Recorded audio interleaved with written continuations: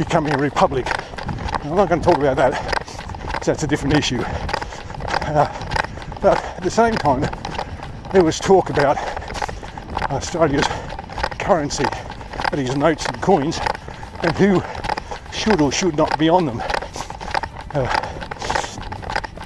I think I'm right in saying that most of our coins, in fact I think all of our coins, on the main side, which is called the obverse, or the head, on the reverse or tail side, there's a native animal or something, and on the obverse, or the head side, is the Queen's head. And the reason for that, as well as the fact that she was the Queen of Australia, is an historical one, in that when coins were first issued, they were issued by the Queen, or by the monarch, King or Queen, and technically they owned all the money, and the money was issued in their name, and that's why their image was on it. Now, Queen Elizabeth is on the $5 note on one side, and the other side is a woman named Mary Reeby, who was sent to Australia as a convict, served her time,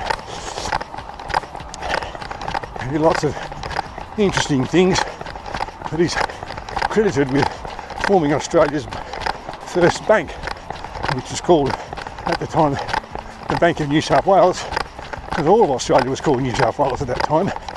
That later became Westpac, which stands for Western Pacific Banking Corporation or something. So she's on there. I can't tell you who's on all the other notes. I know Banjo Patterson's on one, John Flynn, the guy who started Banjo Patterson's a poet, for example, who wrote Man from Snowy River, Clancy the Overflow.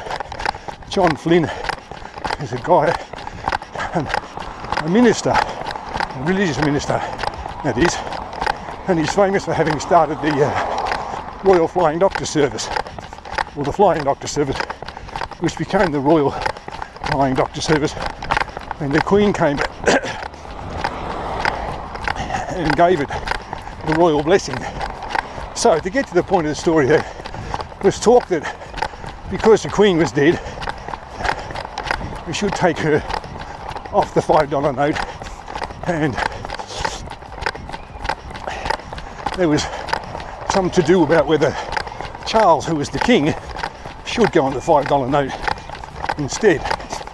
And the treasurer, Jim Chalmers, under whose auspices notes and coins, he along with the governor of the Reserve Bank, are the people who are now responsible for issuing notes and coins. The Queen being there is, I guess, a courtesy more than anything. Just interrupting for a moment, we're on the Marsden Bridge over Wallandilly, so we crossed it earlier with the at the Rossi Bridge, and you can see the water's gone down a lot in the first section there, which was underwater on Saturday. There's still a lot of water pouring over the weir.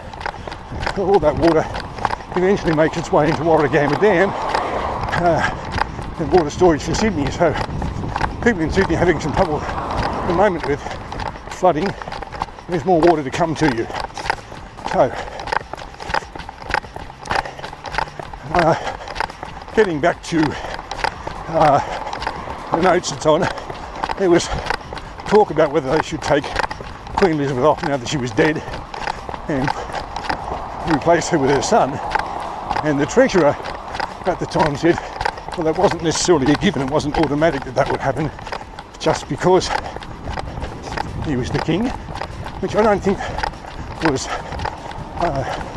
being disrespectful. He was just saying, you know, it's not settled, we might do something different. There was some silly talk, and I say silly talk because I'll explain it in a moment, some silly talk about putting other people instead of royalty on the currency. There were all sorts of names of people thrown about. One name, for example, was thrown about and suggested was Steve Irwin. Now, what I'm about to say, I don't know Steve Irwin from a bar of soap. He's dead, and I only know about him from the things that I saw him do on TV. Oh, I don't know if he's a good bloke or a bad bloke. I'm not suggesting he's either. I'm just using him as an example of what I want to say. Nowadays, we have this thing that's called cancel culture. It's a real thing. And what it is that there are people, celebrities, sports stars, those sorts of people who, when they do or say something dumb or that displeases us or hurts our feelings or is against what we believe, we want them torn down and cancelled. Now, the problem with putting anybody on a note or a coin or a stamp or putting up their statue or naming something after them these days is that there'll be people who'll say, yeah, that person was a good person, they did good things and they should be honoured. And there'll be other people who say, no, that person did this bad thing or said that bad thing, and if they're an historical figure, they're not around to defend themselves. In some cases, the things that they do or did can't be defended. Now, for example, there's a bloke very famous in Tasmanian history named John Batman. Not Batman, Batman. There's a bridge over the Tamar River. It's a very striking and imposing bridge where it is. It's called the Batman Bridge.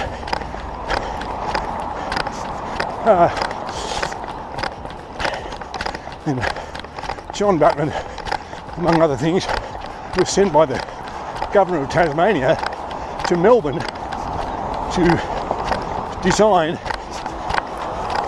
and map out the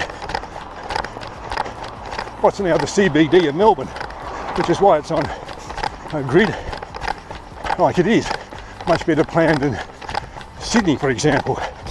But Batman was also involved in massacres of the indigenous population of Tasmania. And he obviously is dead and can't defend himself, and that action can't be defended. And so there are people who say everywhere that you see his name now should be taken down, the bridge should be called something else, and his statues anywhere it should be taken down. So if we were to pick somebody and say, let's put them on the $5 note instead of King Charles, and I'm not saying he should be there either, but whoever we pick, somebody will say, find out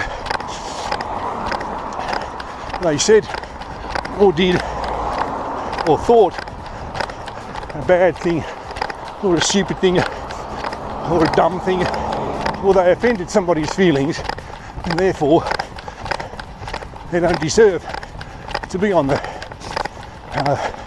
note or the coin or the stamp or whatever it is. So, like I said, I'm not saying Steve Irwin did or didn't do any of those sorts of things, but you see the dilemma. You say, yeah, let's put him on there. He's an animal loving man, loved Australia and all that. All true.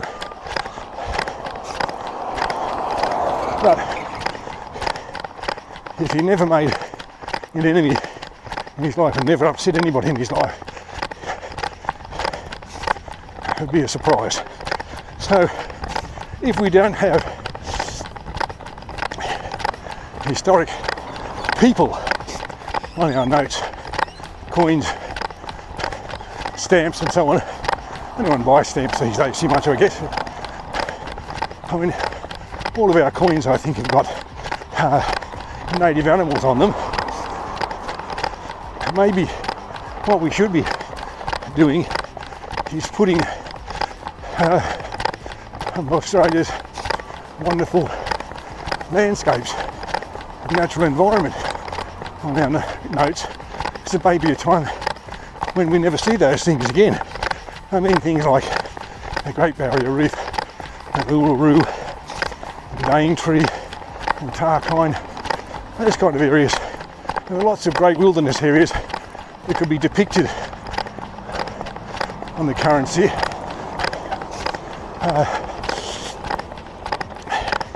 And at the rate those things are being threatened and potentially destroyed, there may be a point when we won't ever see them again.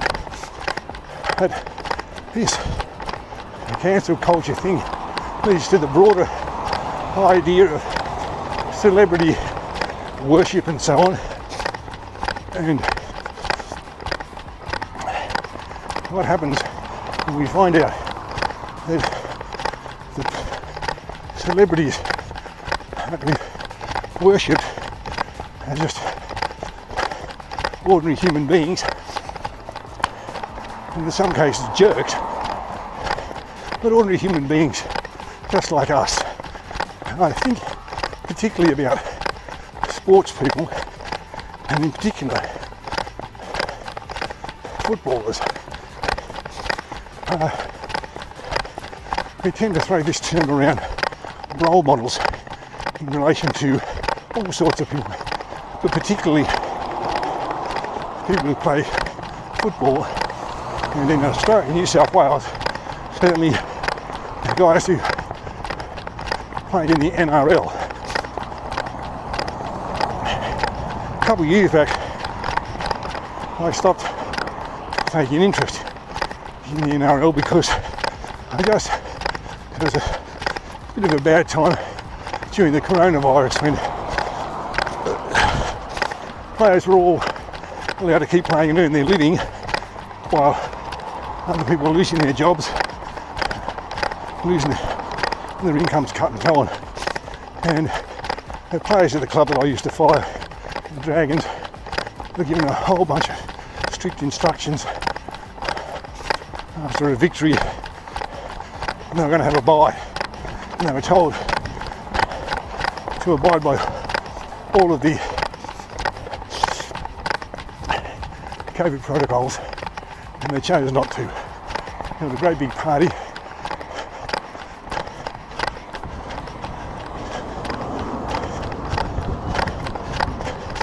As a consequence, one player had his contract torn up. Lots of players were fined heavily, and I kind of just lost interest in it all. But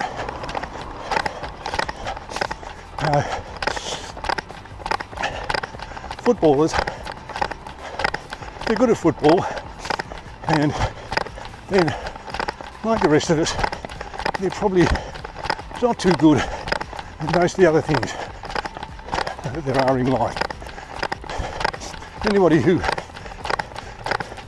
well, the truth of it is, I guess, we're all just trying to get through in life and not make mistakes and not do the wrong thing. If we've got kids, we hope we're setting our kids on the right path and bringing them up well and setting them a good example and so on. But we all make mistakes. Footballers are no different to anybody else in that regard. They don't have any secrets for how to get through life. They don't have any magic formulas. Yes, they're pampered, they earn lots of money, and they have people who do all sorts of things for them, tell them where to be and when to be there, and have their wives, in those cases, behind them looking after them, making sure they get to the game on time, kit's all ready and so on. But they're just people trying to get through life. And have the responsibility shoved on them of saying, you're a role model, and kids look up to you, and you're not allowed to make mistakes. You're not allowed to do dumb things that everybody else does. You're not allowed to do stupid things. Yes, we wish you didn't do them, but everybody in society does dumb and stupid things. People go out and drink too much and do things they later regret. People say things in the heat of an argument or a discussion that they later regret, and so on. And if a footballer does it, and I'm not trying to defend them, I'm just trying to say, let's put what these people do into a perspective. Yes, if you wanted to say to your kid how to be a better footballer, you look at lots of examples and say, well, this guy's a great footballer. And these are things he does that makes him a good footballer. What he does beforehand, his training, his preparation, all that stuff. This is what he does on the field. There's the difference between him and good footballers, or mediocre to average to not so good ones. And he's got these qualities that he displays on the field. What he does after that, well, we don't know, and it's not our business. And he shouldn't have to bear the responsibility of saying, well, every kid that ever pulled on a insert team jumper name here is going to look at you and say, I want to be like this bloke. Because, like I said, he doesn't have a magic formula. He doesn't know any more about getting through life than you do. And I'm sure he has to go to his kids' school sometimes and hear that maybe his kids are not behaving well, or something like that. Or he has a disagreement with his teammates. And I say, well, the coach, anything like that. So I guess what I'm trying to say here is that the celebrities that we worship, for the most part, people, yes, they earn a lot of money. They're just trying to make it through life. And they make mistakes, and they say stupid things, they do dumb stuff. Just because we bought a ticket to the movie, we bought their CD, if they buy CDs or whatever, doesn't mean they owe us anything. Doesn't mean they have to believe in things we believe in, or think the things that we think are important are important. And what we have to do is be able to look at them and say, oh, they made a mistake. And I still enjoy watching their movies or listening to their music or whatever. But I disagree with them about that thing. But I don't have the right to demand that they be stopped from doing it. All right, we're back home. Started from 11.18 k's, 1 hour and 10 minutes. Thank you for watching. Hope you enjoyed your trip around Goulburn.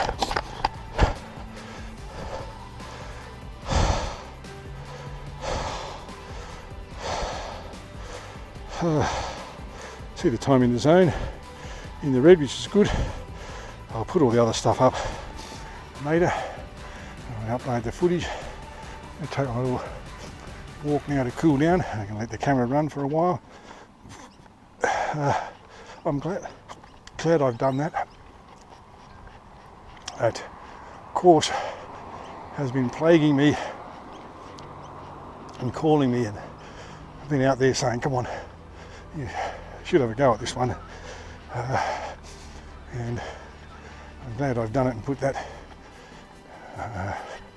demon, I suppose, to bed and said, well, you've conquered that thing now. I suppose the next thing is to go around the other way, and that is go the opposite direction to what we've just come. I don't know if I'll do that tomorrow.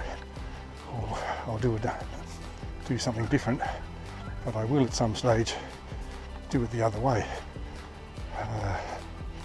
Not sure whether going up the hill on Chinamans Lane to Goulburn Road, whether that part of the run is the steepest, or going from the Rossi Bridge back up towards Goulburn that way is the steepest section. I think that perhaps the hill up, the run up Chinamans Lane from the lowest point to the Goulburn Road is probably steeper,